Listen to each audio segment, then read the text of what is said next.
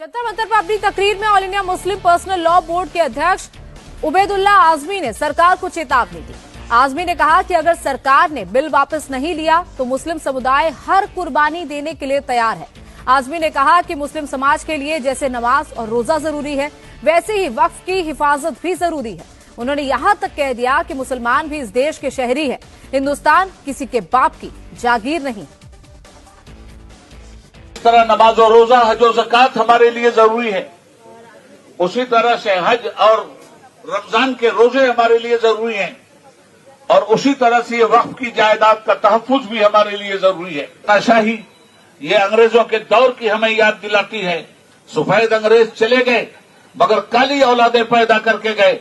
जो तबाही सफेद अंग्रेजों ने मचाई थी, वही तबाही आज ये काली औलादें अगर मचाएंगी तो याद रखना चाहिए इन्हें, हमारे बाप दादा ने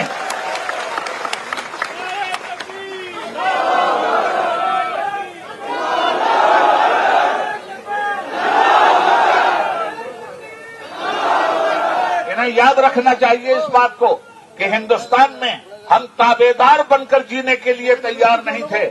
हम हिंदुस्तान के वफादार भी हैं और हकदार भी हैं। हिंदुस्तान किसी के बाप की जागीर नहीं है। ताबेदारी के तौर पर हमने हिंदुस्तान को कबूल नहीं किया है।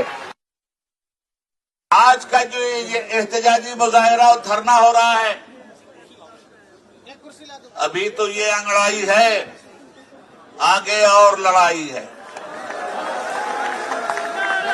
अगर गवर्नमेंट अपनी तानाशाही से बाज नहीं आई तो पूरे मुल्क में औकाफ की इमलाक के तहफ्फुज के लिए all India Muslim personal law board कमर कस के उतरेगा और हिंदुस्तान की धरती पर मुसलमानों के हुकूक, भारत के संविधान की हिफाजत के लिए हर उस कुर्बानी से गुजरेगा जो कुर्बानी हमारा देश हमसे चाहता है।